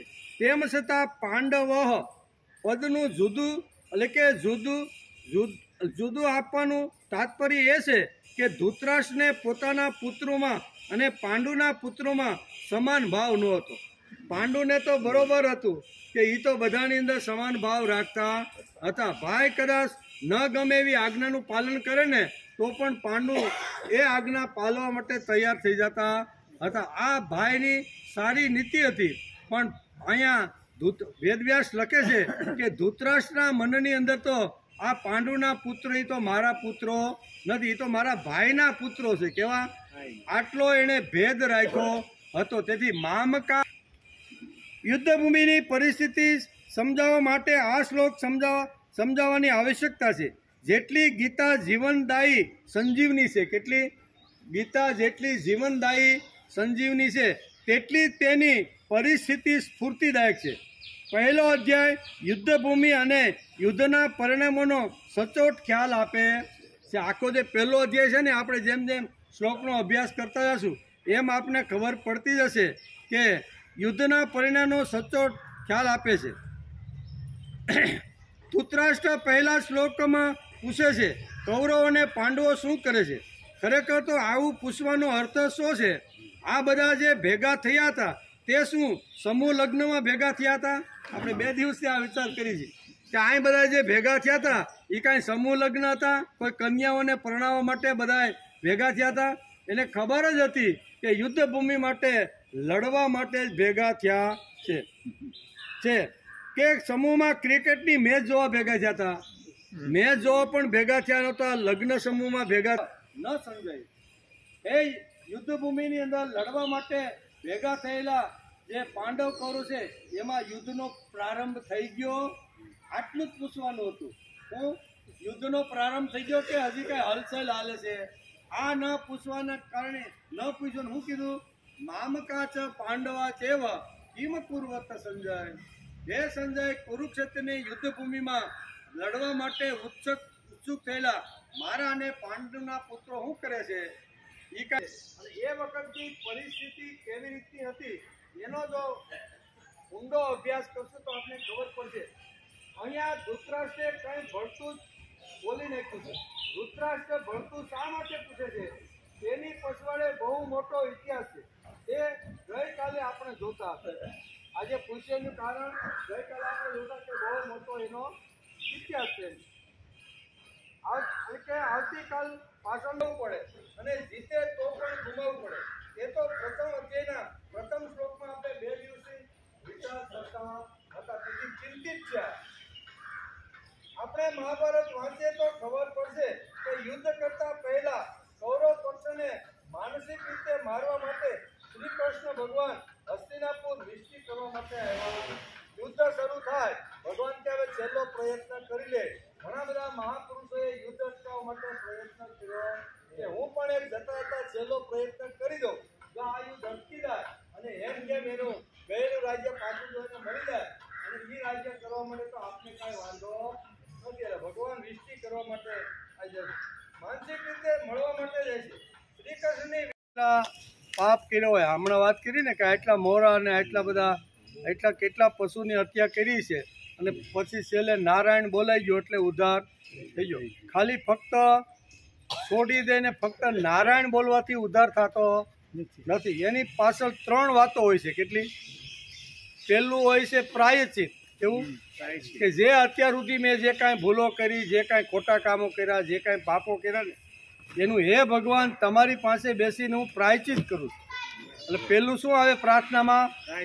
પહેલાં પ્રાયશ્ચિત આવે અને પછી સંકલ્પ થાય કે અત્યાર સુધી જે કામો મેં કર્યા ને એવા કામ હવે હું કરવાનો નથી. હવે તમારા સુધી પહોંચી શકાય એવા જ કામ, ધર્મ છે, ભક્તિ છે, અધ્યાત્મ છે, સમાજનું કલ્યાણ થાય, મારું કલ્યાણ થાય ને એવા કામ હાથમાં લઈને હું સમાજમાં ફરીશ.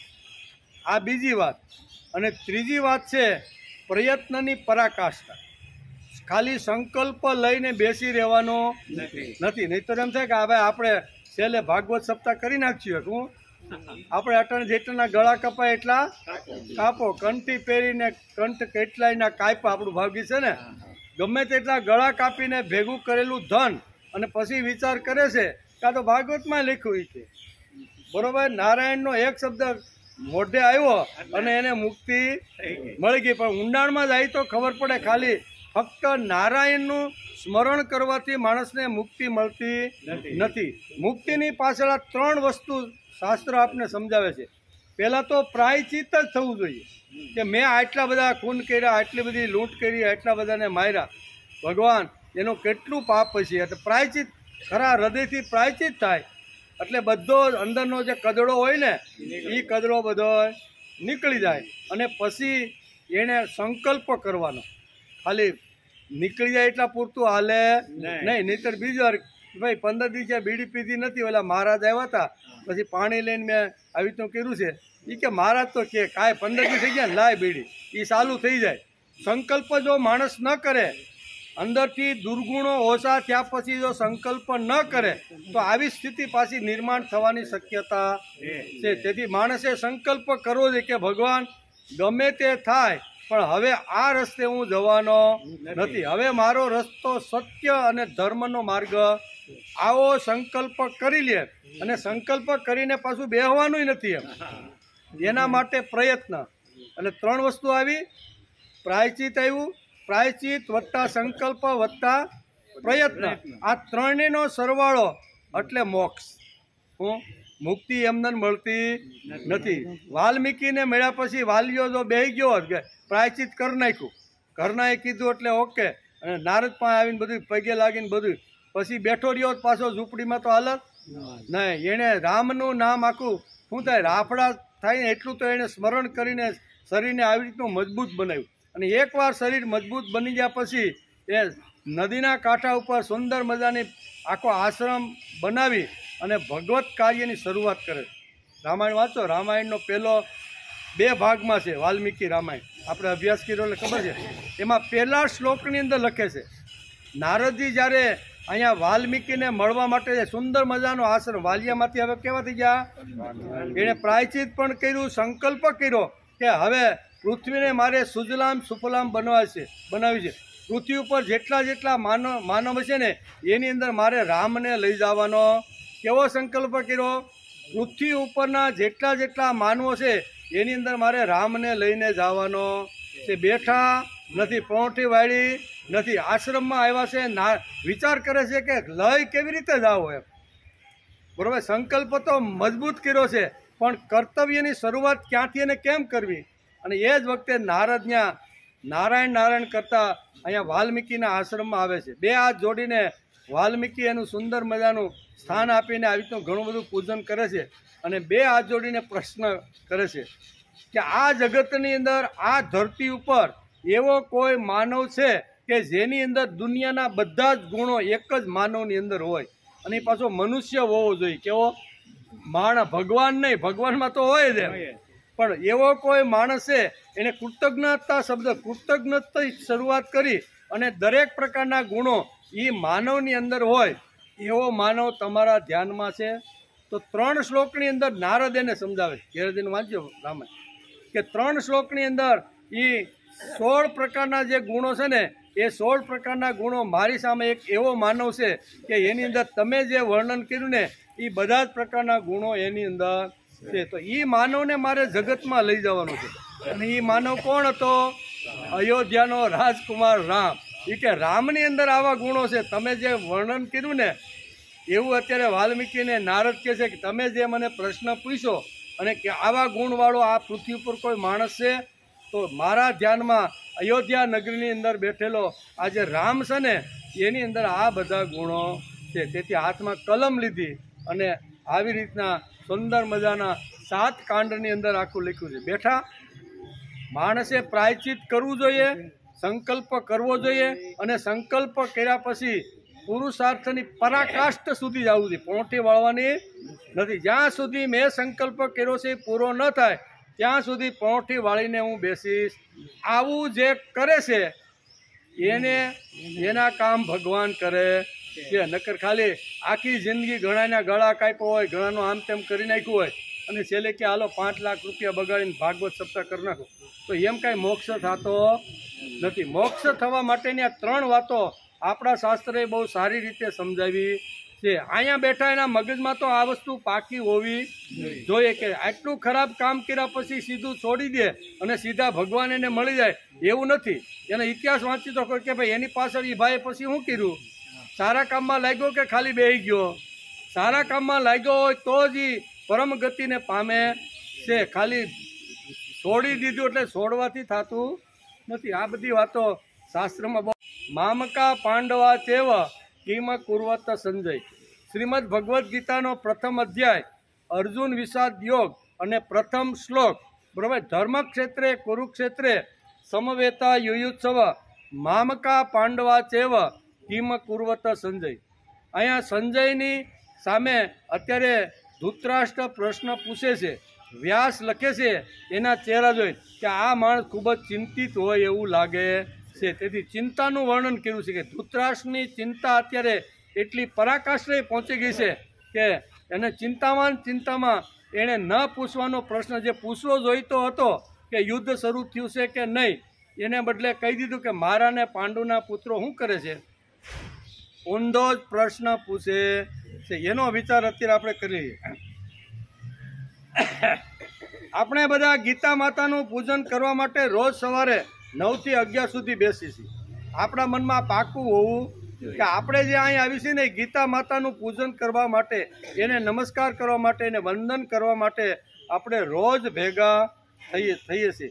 શ્રીમદ ભગવદ્ ગીતાનું પૂજન રોજ કરીએ છીએ. મહાભારત, રામાયણ, શ્રીમદ ભાગવત અને શ્રીમદ ભગવદ્ ગીતા કહેનાર લોકો કોના માટે શ્રમ કરે છે? અહીંયા સાંભળવા માટે આવે છે. એ પણ શ્રમ કરે ને. કોઈ કિલોમીટર 2 કિલોમીટર, કોઈ ઓલી 4 કિલોમીટરથી આવતા છે. એ શ્રમ હું કામ કરે છે ભાઈ?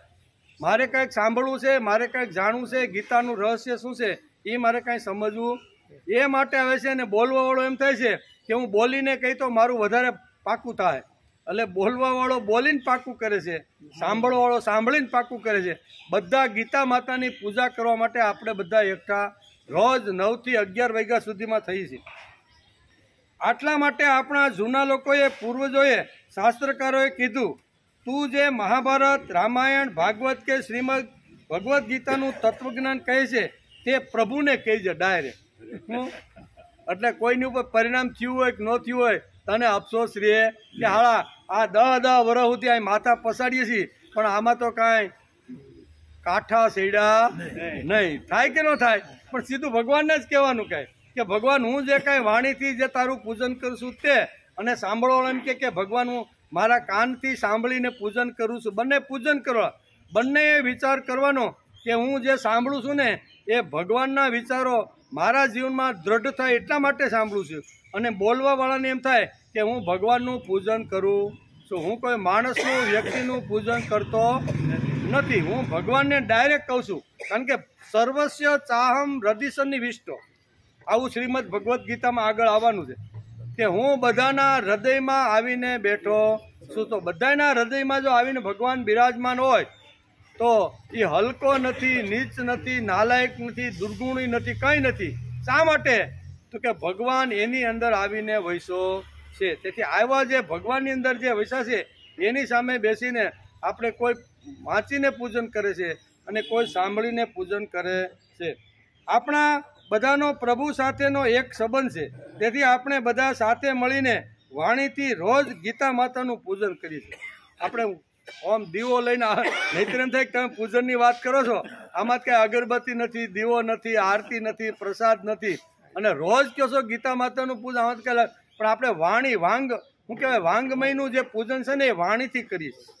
વાણીથી પણ ભગવાનનું પૂજન થઈ શકે છે. જેમ પદાર્થોથી આપણે જેમ ભગવાનની આરતીને બધું કરીએ છીએ એમ આપણી શુદ્ધ અને પવિત્ર વાણી હોય ને ભગવાન માટેની, તો એ પણ આપણી એક પૂજા છે. શ્રીમદ ભગવદ્ ગીતાની વાણી એ પ્રભુની વાણી છે. આ વાણીનો પ્રવાહ ભગવાનના પગ સુધી પહોંચે તે માટે શ્રવણ કરનાર અને કહેનાર બંનેનો હેતુ આ એક જ છે. અમારી વાણી કોઈ કે સાંભળીને ભગવાન સુધી પહોંચે અને કોઈ કે અમારી વાણી બોલીને આ વાણી ભગવાન સુધી પહોંચવી જોઈએ. એના માટેના આપણા બધા પ્રામાણિક પ્રયત્નો ચાલે છે. આટલા મોટા બ્રહ્માંડમાં ભગવાનને ક્યાં ગોતવા જવું ભાઈ? મળે? મંદિરમાં જાઓ, તીર્થક્ષેત્રમાં જાઓ, કોઈ પણ ક્યાં આવડું મોટું બ્રહ્માંડ, ખાલી કલ્પના તો કરો. આખું બ્રહ્માંડ, 14 બ્રહ્માંડની અંદર ભગવાન ક્યાં છુપાયેલો છે, કઈ જગ્યાએ છે એ માણસ ગોતી શકે નહીં. આટલા મોટા બ્રહ્માંડમાં ભગવાનને ક્યાં ગોતવા જશો? આપણે ગીતા માતાના શ્લોકો, એના સિદ્ધાંતો, શ્લોકોનું શ્રવણ, મનન અને નિધિધ્યાસ કરશું એટલે ભગવાન જ્યાં હશે ત્યાં આવીને આપણી પાસે પહોંચી જાય. આપણે કામ જ એવું કરીને આપણે જીવન જ એવું જીવવા લાગી કે આટલા બ્રહ્માંડમાં ભગવાનને મારે ક્યાં ગોતવા જાવો. એક નાથે અહીંયા આપણે બધાને ખબર છે કે મહારાષ્ટ્રની અંદર એવું જે ભગવત કાર્યની ઝુંબેશ ઉપાડી, ઘણા બધા એણે આવી રીતના માણસોને પણ તૈયાર કે આખી ફોજ તૈયાર કરીને ભગવત કાર્યની શરૂઆત કરી. ઘણા બધા લોકોની અવર જવર શરૂ થઈ.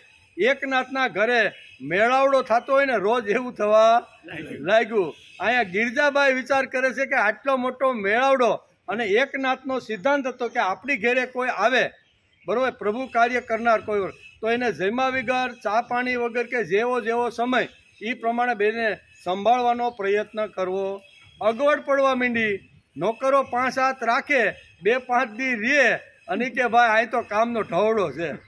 આપણે અહીંયા હાથી રહેતા હોય ને કઈ ભાગવાનું થાય ને પછી એ કે ક્યાં ભાઈ, તો કે લોટો લઈને જરીક ઝાડે ફરી આવું. એ ગયો પાછો આવતો એ કે અહીંયા 2 દી રહ્યો પણ ખબર પડી કે ઢવડો તો મોટો છે. એટલે એ બધા જે માણસો એકનાથની અહીંયા જે કામ કરવા આવે ને એ બધા કે ભાઈ અહીં તો ભાઈ એટલે કોઈ નોકર ટકતો જ નહીં. 2-5 દી આવે જોઈ કે અહીં તો આ ભાઈ તો આવરો બહુ છે અને કેટલાક ને હાસવાન ભાગે. ભગવાન દ્વારકાધીશ વિચાર કરે છે કે મારું નામ અને મારું કામનો વિસ્તાર કરવા માટે રાત દિવસ આ પ્રયત્ન કરે છે ને, તો મારે હવે નોકર થઈને એને ઘેરે જ આવવું. આવ્યા કે નહીં? કે બ્રહ્માંડમાં ક્યાં ગોતવા જાઓ ભાઈ કે આ ભગવાનને આપણે જોતો હોય છે આપણી સાથે તો ગોતવા, પણ કામ જ એવું આપણે કરવા માંડીએ ને. માર્કંડાય કામ જ એવું કરવા કે હવે આને મારે લેવો નથી, આને તો આયુષ્ય જ આપવી પડશે. શું કે કારણ કે સપ્તર્ષિ એને સમજાવ્યો કે તું આવી રીતે હાથમાં માળા લઈને બેહીને ભાઈ તો કાંઈ ભગવાન પ્રસન્ન થઈને તને કાંઈ આયુષ્ય આપવાના નથી, પણ તું કાંઈ કામ એવું સારું કરવા લાગ ને તો ભગવાનને એમ થાય કે આ છોકરાને મારે જીવાડવો છે એટલે તને 5 વર્ષ વધારે જીવાડશે, નકર 2 વર્ષમાં તારું તો અસ્યુતમ કેસ્યુતમ થઈ જશે. ભગવાનને એવું લાગે કે આ દીકરાને મારે જીવાડવાનો છે ને એટલે જો એને લાગશે તો આયુષ્ય તને આપશે. અને ભગવાને માર્કંડેયને આયુષ્ય આપ્યું કે નહીં? ભગવાન આપ્યું એટલું નહીં, આ ધરતી જ્યાં સુધી ધરતી ઉપર માનવ રહે ને ત્યાં સુધીનું એટલું લાંબુ એને આયુષ્ય આપ્યું. લાગે છે કે બ્રહ્માંડની અંદર ભગવાન દરેક જગ્યાએ છે, પણ આપણે ગોતવા જાય તો એ ભગવાન આપણે મળતા નથી. નામદેવ કીર્તન કરતા ત્યારે કહેવાય છે કે નામદેવ કીર્તન કરે ઊંઢે દેવ નાચે પાંડુરંગ. આવા વર્ણનમાં આ કારણ છે. કીર્તન ભક્તિ શ્રેષ્ઠ ભક્તિ છે એવું આ ભાગવતકાર પણ આપણે સમજાવતા હતા. નામદેવ, તુકારામ, એકનાથ, નરસિંહ, મીરાબાઈ લોકોને માટે કીર્તન કરતા નતા. લોકો ભેગા થાય એવો આગ્રહ નહીં, ન જોઈએ તેવો પણ આગ્રહ. લોકો ભેગા થાય તો પણ વાંધો નહીં, અને ન થાય તો મારે ભગવાનને મારી વાણી પવિત્ર કરવા માટે મારે કીર્તન કરવાનું છે. નામદેવનો એક પ્રસંગ પાંડુરંગ શાસ્ત્રી પોતે ઘણીવાર પ્રવચનમાં કહે કે નામદેવ હાથની અંદર કડતાલ લઈ અને ગામડે ગામડે કીર્તન કરવા માટે જતા હતા. એક ગામની અંદર કીર્તન શરૂ થયું, 9, 9:30 શરૂ થયું એટલે ગામના બધા લોકો કે ભાઈ નામદેવ કીર્તન કરવા માટે આવ્યા છે એટલે આપણે કીર્તનમાં બેસવું જોઈએ. પણ કીર્તન ચાલુ હતા. ધીમે ધીમે ઘણા બધા લોકો ત્યાં એકઠા થયા, અને એકઠા થયા એટલે નામદેવ તો ભગવાનની સામે લીન બનીને આવી રીતનું કીર્તનની શરૂઆત કરી. બરાબર, ભગવાન કૃષ્ણને યાદ કરીને બધા કીર્તનની શરૂઆત કરી. લોકો કે આમાં હાળી કાંઈ કડતાલમાં મંદિરમાં કાંઈ મજા આવતી નથી, એટલે ધીમે લોકો હરવા લાગ્યા. એમ રાતના 12 થયા ને ત્યાં મોટા ભાગના જે સાંભળવા આવ્યા હતા ને એ કોઈ દેખાણું ને. આંખ ખોલી નામદેવે કીર્તન કરતા કે હવે આપણું કીર્તન પૂરું થાય છે, ભગવાનને નમસ્કાર કર્યા અને આંખ ખોલીને ત્યાં એક ભાઈ સામે બહુ સરસ રીતે શાંતિથી બેઠો હતો. અહીંયા નામદેવ કે આપણું કીર્તન સફળ થઈ ગયું. મેં કાંઈ લોકોને સંભળાવવા કર્યું. શરૂઆતમાં 9, 9:30 બધા આવ્યા એક વાત જુદી છે, પણ આ એક માણસ બહુ નિષ્ઠાવાળો પાકો નીકળ્યો છે કે જેણે અંત સુધી મારું કીર્તન સાંભળ્યું. એટલે નામદેવ વ્યાસપીઠ ઉપરથી ઉતરી અને 2 હાથ જોડીને કહે છે કે હે તું ભગવાન જેવો છો, મારા તને નમસ્કાર છે. કે કેમ? કે તે મારું કીર્તન તો સાંભળ્યું ને? એ કે હું કીર્તન સાંભળવા બેઠો નથી, પણ મારા શેઠ છે ને એ તમે જે વ્યાસપીઠ ઉપર તમે જે આસન નાખીને બેઠા છો ને એ અમારા શેઠના ઘરનું છે. અને શેઠ જતા જતા મને કાનમાં કહેતા ગયા કે આ મહારાજનું કીર્તન પૂરું થાય ને તો એ તું આસન લઈને આવી. એટલે હું આસન લેવા માટે બેઠો હતો. તમારું જે પાથરેલું જે આ રજાઈ છે ને એ રજાઈ માટે હું બેઠો છું. નામ દે કે કાંઈ વાંધો નહીં, મેં તો કીર્તન ભગવાનને ગમે એટલા માટે કર્યું. એટલે મહાપુરુષો જે કાંઈ વાણી પોતાની જે વહેડાતા હોય છે ને એ કોઈને ઉદ્ધાર કરવા માટે સુધારવા માટે નહીં, પણ આવી રીતના પોતાના કરવા માટે કરે છે. શ્રીમદ ભગવદ્ ગીતા અલૌકિક ગ્રંથ છે. તેનું ઊંડાણ અત્યાર સુધી કોઈ માપી શક્યું નથી. આપણા દેશમાં હજારો ચિંતકો થઈ ગયા. કેટલા?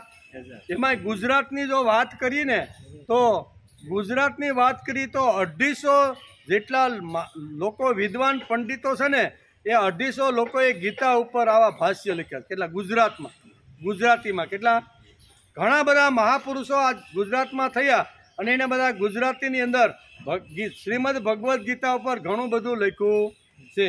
ઘણું બધું. એમાં પ્રથમ આવે છે ગીતાના એટલે કે પ્રથમ આવે છે ગાંધીજી. બરોબર ને? ગાંધીજીએ ગીતા ઉપર એક બુક લખી છે. આપણે કોઈ વાંચી છે ખબર છે? એનું નામ છે અનાસક્ત યોગ. ગીતાનો જે અનાસક્ત યોગ છે ને એમાં ગાંધીજીએ એના ઉપર ખૂબ સરસ મજાની ટીકા ટિપ્પણ કરેલી છે. બીજા છે વિનોબા ભાવે. એણે પણ ગીતા ઉપર પ્રવચનો લખ્યા છે અને એ ગીતા ઉપર પ્રવચનો લખ્યા છે અને એનું નામ છે ગીતા પ્રવચન. ત્રીજા છે પાંડુરંગ શાસ્ત્રી, જેમણે લોકભોગ્ય થાય એનો ગીતાનો ગ્રંથ, એટલા માટે ગીતામૃતમ નામનું જે પુસ્તક છે ને એમાં એણે એની ટીકાઓ બધી લખી છે. આવા 250 જણા, કેટલાકના નામ બોલીએ આપણે. આપણા ગુજરાતની અંદર પણ આવા 250 લોકો મહાન જે ગુજરાતી જે ચિંતકો છે એણે બધાએ ગીતા ઉપર કંઈક ને કંઈક ભાષ્ય લખેલું છે. 7 વડે મહારાષ્ટ્રમાં થઈ ગયા. એણે ગીતા દર્શન નામનું પુસ્તક લખ્યું છે. ગુણવંત શાહ, આપણે હમણાંની વાત કરીએ તો એવા લોકોએ પણ ગીતા ઉપર સુંદર મજાના ભાષ્યો લખ્યા છે. અને એણે શ્રી કૃષ્ણ જીવન દર્શન નામનું આખું પુસ્તક લખ્યું છે. ગુણવંત શાહ વાંચવા જેવું છે. ટાઈમ મળે તો લઈને વાંચજો. એને ભગવાનના એક શ્રી કૃષ્ણ જીવન દર્શનની અંદર ગીતાનું કેટલું મહત્ત્વ છે ને એ બધું સરસ મજાનું સમજાવ્યું. આવા તો ઢગલાબંધ, કેટલા ઢગલાબંધ વિવેચકો થયા છે કે જેણે ગીતા ઉપર આટલું બધું લખ્યું છે. એટલે ગીતા કેટલી મહાન છે, ગીતા ઉપર લોકોને કેટલો ભાવ છે, એના વાંગમય લખવા માટે કેટલા લોકો તડપ. આ તો થઈ ખાલી ગુજરાતની વાત. એમ આપણે અલગ અલગ ભાષાની, મહારાષ્ટ્રમાં જાઓ, તેલંગાણાની અંદર જઈએ કે દુનિયાના કોઈ અંગ્રેજી કોઈ વિસ્તારમાં જાય તો બધાએ બધી રીતે અહીંયા ગીતા ઉપર કંઈક ને કંઈક ભાષ્યો લખેલા છે. ગીતાના ઊંડાણને અત્યાર સુધી કોઈ સમજી શક્યું નથી. એમ કે મહાભારતના 18 પર્વ, કેટલા? કારણ કે મહાભારતની અંદર શ્રીમદ ભગવદ્ ગીતા આવે છે ભીષ્મ પર્વની અંદર. ગીતાના અધ્યાય 18, સૈન્ય કેટલું તો કે 18 અક્ષણી. 18 અક્ષણી, એક બાજુ 7 ને એક બાજુ 11, એટલે 18 અક્ષણી સૈન્ય. પછી યુદ્ધના દિવસ કેટલા તો કે 18. આ બધું જોવો ને. ગીતાના મુખ્ય યોદ્ધાઓ બે બાજુ પક્ષના 18 હતા. ગીતા 9ના આંકડામાં ચાલે છે. કેટલા? 9ના આંકડામાં ચાલે. 9 દુને 18, એટલે એનું બહુ સરસ સરળ. એક બાજુ 18 એટલે કે 1 + 8 બરોબર 1. આપણે 18 લખીએ ને તો એને બેને છૂટા પડો. 1 + 8 બરોબર 9 થયા ને. પછી 9 + 2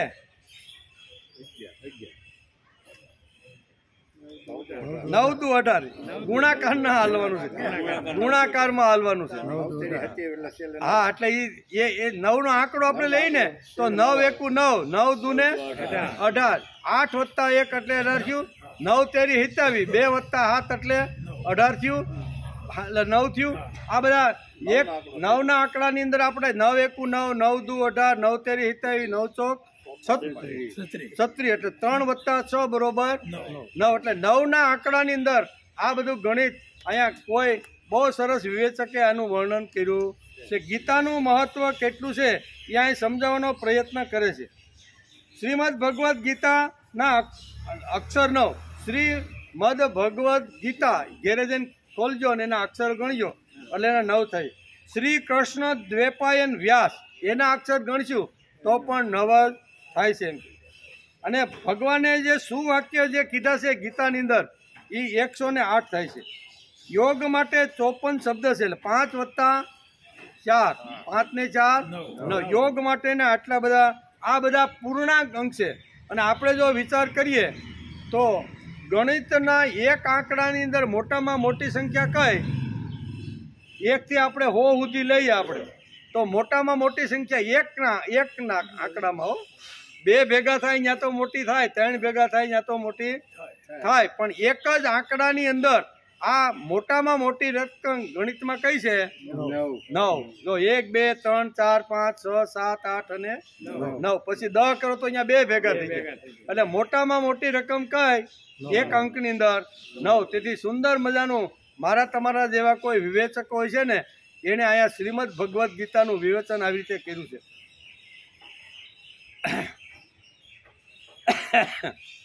આ બધી વાતો આપણે પ્રશાંતરી એટલે કે શંકરાચાર્ય બનવા માટે ઉપનિષદ, ગીતા અને બ્રહ્મસૂત્ર આ 3 વાતોનો જેને પૂર્ણશ અભ્યાસ કરીને જીવનમાં ઘોળીને જે પી ગયા હોય ને એ 4 પીઠના જે શંકરાચાર્ય છે ને એ જ બની શકે. એમાં ગીતાનો પણ સમાવેશ થાય છે. બરાબર, ગીતા, બ્રહ્મસૂત્ર અને પછી ઉપનિષદ આને કહેવાય છે પ્રસ્થાનત્રયી. પ્રસ્થાનત્રયીમાં 3 શાસ્ત્રો આવે, ઉપનિષદ આવે, ગીતા આવે ને બ્રહ્મસૂત્ર આવે. આ 3નો સંપૂર્ણ જેણે અભ્યાસ કરી અને ઉતાર્યો છે એટલું નહીં પણ એ પ્રમાણે જીવન જીવે છે ને એ જ લોકો આ 4 જે પીઠો છે આપણી શંકરાચાર્ય એના એ શંકરાચાર્ય બની શકે. એમાં પણ ગીતાનો ઉપદેશ છે. આખી ગીતા અનુષ્ટુપ છંદમાં છે. ચાર્લ્સ વિકલિન્સ આપણે જોયું હતું, વોરન હેસ્ટિંગ ગીતા સમજાવતી હતી માટે 5 વર્ષ સુધી એણે કાશીની અંદર પોતાના મદદનીશને મોકલો. એટલો ગીતાનું આટલું મોટું મહત્વ છે. એમ કે આપણે આપણા દીકરાને સંસ્કૃત ભણાવતા નથી અને જરૂર લાગતી નથી. આ વિદેશી હોવા છતાં અહીંયા પ્રથમ જે ગવર્નર આપણા જે બન્યા ને વોરન હેસ્ટિંગ એણે પોતાના મદદનીશને કાશીની અંદર 5 વર્ષ માટે ગીતાનો સંસ્કૃતનો અભ્યાસ કરવા માટે અહીંયા મોકલે છે. આપણે અઠવાડિયામાં 1 કલાક પણ જો ગીતા સાંભળવા માટે કોઈને મોકલવાનું હોય ને તો આપણે માથું ખંજોળવા મંડી કે હવે 1 કલાક હવે આપણી ગીતા સાંભળવા જાની ભાઈ 1 કલાક તો કે ટાઈમ નથી. આ વિદેશી લોકો હતા, ગીતા ઉપરનો પ્રેમ હતો અને પોતાના મદદનીશને અહીંયા 5 વર્ષ સુધી કાશીની અંદર આ અભ્યાસ કરવા માટે મોકલે. એનો અર્થ કે ગીતા ઉપર કેટલો લોકોને પ્રેમ છે એ આ બતાવવા માટે આપણે આટલી વાતો કરીએ. આ દેશની ઉપર શાસન કરવાને જરૂર લાગી, વોરન હેસ્ટિંગને જરૂર લાગી, આપણને લાગતી નથી. 5 વર્ષ સુધી સંસ્કૃત ભણવા મોકલો. વિવિધ ભાષાંતરો થયા છે શ્રીમદ ભગવદ્ ગીતાના, વિવિધ ભાષાંતરો. પછી સંસ્કૃત હોય, ગુજરાતી હોય, અંગ્રેજી હોય, પછી ગમે તે કોઈ કન્નડ ભાષા હોય, અનેક ભાષાની અંદર શ્રીમદ ભગવદ્ ગીતાના આવી રીતના વિચારો લખાયા છે. તેથી શ્રીમદ ભગવદ્ ગીતા કેટલી શ્રીમંત છે, સંસ્કૃત ભાષા કેટલી શ્રીમંત છે ને એ આના ઉપરથી આપણને ખબર પડે છે. તેથી રોજ આપણે અહીંયા 2 કલાક માટે અભ્યાસ કરવા માટે રોજ આપણે મળીએ છીએ. અને મામકા પાંડવા ચેવ એનો વિચાર અત્યારે આપણે ચાલતો રહેલો છે. પાંડવો ધૃતરાષ્ટ્રને પોતાના પિતાના મોટા ભાઈ હોવાથી પિતા તુલ્ય માનતા હતા અને એમની આજ્ઞાનું પાલન કરતા હતા. ધૃતરાષ્ટ્ર દ્વારા અનુચિત આજ્ઞા દેવાય તો પણ પાંડવ એ આજ્ઞાનું પાલન કરી અને વ્યવહાર કરતા હતા. આથી અહીં મામકા પદની અંતર્ગત કૌરવ અને પાંડવ બંને આવી જાય છે. તેમ છતાં પાંડવ પદ જુદું આપવાનું તાત્પર્ય એ છે કે ધૃતરાષ્ટ્રને પોતાના પુત્રો અને પાંડુના પુત્રોમાં સમાન ભાવ ન હતો. બરાબર ને? અહીંયા એટલે વ્યાસે જુદું પાડ્યું. મામકા પાંડવા આ 2 જે શબ્દ કરીને પાંડવ અને કૌરવને જે જુદા પાડ્યા છે ને એનું કારણ એ છે કે ધૃતરાષ્ટ્રને અહીંયા પાંડુના પુત્ર પોતાના પુત્ર લાગતા નહોતા. તેથી આ શબ્દ અહીંયા શ્રીમદ ભગવદ્ ગીતાના પ્રથમ અધ્યાયના પ્રથમ શ્લોકની અંદર અહીંયા આ શબ્દ વાપરવામાં આવ્યું છે. તેઓ દુર્યોધન વગેરેને પોતાના માનતા ન હતા, પરંતુ પાંડવોને પોતાના માનતા ન હતા. આ કારણથી તેમણે પોતાના પુત્રો માટે મામકા અને પાંડુના પુત્રો માટે પાંડવા પદનો ઉપયોગ કર્યો છે. કારણ કે જે ભાવો હૈયામાં હોય છે તે વાણીમાં આવ્યા વગર રહેતા વહેલા મોડા આવે, પણ અંદર પડેલું છે એકવાર તો બહાર આવે છે. કારણ કે જે ભાવો હૈયામાં હોય છે તે જ ઘણું કરીને વાણીની બહાર નીતિ ભાવ એટલે કે ભેદભાવના કારણે જ ધૃતરાષ્ટ્રને પોતાના કુળના સંહારનું દુઃખ ભોગવવું પડ્યું. એના ઉપરથી મનુષ્ય માત્રે બોધપાઠ લેવો જોઈએ કે તેઓ પોતાના ઘરોમાં, મહેલોમાં, ગામોમાં, પ્રાંતોમાં, દેશોમાં અને સંપ્રદાયોમાં દ્વેધી ભાવ અર્થાત આ આપણા છે અને આ પરાયા છે એવો ભાવ કોઈ દિવસ રાખવો જોઈએ. આ મારા છે અને આ પરાયા છે એવો ભાવ અહીંયા આ શું કહે છે પહેલો શ્લોક સાંભળ્યા પછી એની અંદરથી આ બોધ બધા લોકોએ લેવાનો છે. માહોલમાં રહેતા હોય, ઘરોમાં રહેતા હોય, કોઈ સંપ્રદાય સાથે જોડાયેલા હોય, ના આ ફલાણો ભાઈ છે ને હમણાં અમારા સંપ્રદાયમાંથી છૂટો પડી અને બીજે વહી ગયો છે એટલે અમારો નથી. આવા દ્વેષ ભાવ રાખવાનું અહીંયા શ્રીમદ ભગવદ્ ગીતા અહીંયા પ્રથમ અધ્યાયના પ્રથમ શ્લોકની અંદર આપણે આ સંદેશો આપે છે. ગીતા આપણે શું આપે છે? ગીતા આ બધું આપે છે. ખાલી ધર્મક્ષેત્રે, કુરુક્ષેત્રે, સમવેતા, યુયુત્સવ આનું ભાષાંતર કરી લીધું, શબ્દનો અર્થ આપણે ફોડી લીધો, પણ એની અંદરથી માખણ શું નીકળ્યું? તો વેદ વ્યાસ કહે છે કે માખણ આ છે કે આ શબ્દ સાંભળ્યા પછી ધૃતરાષ્ટ્રના મુખમાંથી આ શબ્દ સાંભળ્યા પછી મોલમાં રહેતો હોય, શહેરમાં રહેતો હોય, ગામડામાં રહેતો હોય કે કોઈ સંપ્રદાય સાથે કે ધર્મ કે અધ્યાત્મ સાથે જોડાયેલો હોય, પણ એમાંથી ક્યારે આડું ભાગ્યો હોય અને પછી કે આ અમારો નથી, અમે એની હારે સંબંધ તોડી નાખ્યો છે. અરે ભાઈ, અટાણ સુધી તું 40 45 વર્ષ સુધી રહ્યો અને હવે તને શું વાંધો આવ્યો? તો કે હવે અમારો નથી. એ તો હવે ભાગવત વાંચે છે, મહાભારત વાંચે છે, રામાયણ વાંચે છે, એટલે એ હવે અમારો નથી. આવો દ્વેષ ભાવ કાઢી નાખવાનો પહેલા શ્લોકની અંદર વેદ વ્યાસ આપણને આ શું કહેવાય શિખામણ આપે છે. એક અધ્યાયમાં એક શિખામણ વધારે લેવાની નથી. એકાદા શ્લોકમાં એકાદી શિખામણ જો સ્પર્શ થઈ જાય ને તો ઘણું બધું આપણે જ્યાં સુધી પૂરું થાય ને ત્યાં સુધીમાં ઘણા આપણે પારંગત થઈ જવાના. આપણે કેવા થઈ જવું? પ્રહલાદ, નારદ, પરાશર, પુંડરીક આવું જો બનવાનું હોય તો આની અંદરથી જે કાંઈ સિદ્ધાંતો છે ને એ સિદ્ધાંતો પકડવાનો પ્રયત્ન માણસે કરવો જોઈએ. તેથી અહીંયા બહુ સરસ રીતે વેદ વ્યાસ અહીંયા પ્રથમ અહીંયા જે શ્લોક છે એમના શબ્દશ અહીં રીતના કહે છે કે પણ એમાંથી મુખ્ય વસ્તુ આ લેવાની. કોઈ પ્રત્યે છૂટો પડ્યો હોય કે સાથે રહેતો હોય, સંઘમાં રહેતો હોય કે અલગ રહેતો હોય, બસ પણ એના પ્રત્યે ક્યારેય દ્વેષ ભાવ રાખ. બહુ સરસ છે. અહીં શું કીધું છે કે તે જ ઘણું કરીને વાણીની બહાર આવે છે. આ દ્વૈતી ભાવ એટલે કે ભેદભાવને કારણે ધૃતરાષ્ટ્રને પોતાના કુળના સંહારનું દુઃખ ભોગવવું પડ્યું. આપણે જો દુઃખ ન ભોગવવાનું હોય ને ધૃતરાષ્ટ્રની જેમ તો આપણે આ ભેદભાવ રાખવો જોઈએ. એના ઉપરથી મનુષ્ય માત્ર એ બોધ પાઠ લેવો જોઈએ કે તેઓ પોતાના ઘરોમાં, પોતાના મહેલોમાં, પોતાના ગામોમાં, પ્રાંતોમાં, દેશોમાં અને સંપ્રદાયોમાં એટલે કે દ્વેધી ભાવ અર્થાત દ્વેષ ભાવ રાખવો ન જોઈએ. આ બીજો છે અને આ મારો છે એવો ભાવ ન રાખો. કારણ કે દ્વેષ ભાવથી આપસમાં પ્રેમ કે સ્નેહ થતો નથી, પણ ઉલટો કલહ પેદા થઈ જાય. મારવા સુધીના પ્રયત્નો આપણે જોઈ છીએ. એક સંપ્રદાયમાંથી બીજો સંપ્રદાય અથવા એક સંઘમાંથી બીજા સંઘમાં જવાનો માણસ તૈયાર કરે ને તો કેટલા બધા ખૂન ખરાબા થાય છે એ આપણે જોઈ છીએ કે નહીં? તો આવો દ્વેષ ભાવ ઊભો થાય અને કલહ ન થાય એટલા માટે શ્રીમદ ભગવદ્ ગીતાના પ્રથમ અધ્યાયના પ્રથમ શ્લોકમાંથી આ બોધ પાઠ આપણે લેવાનો છે. ગીતા તો ઊંડી છે, બહુ ઊંડી છે, કેટલું વર્ણન કરશું, પણ આપણે ક્યાં ઉતાવળ કે આવતીકાલે આવશું ત્યારે આગળ વિચાર શું કહે છે, બરાબર ને? કિમ કુર્વત એક શબ્દ રહી ગયો છે, એનો વિચાર આપણે આવતી વખતે બરાબર કાલે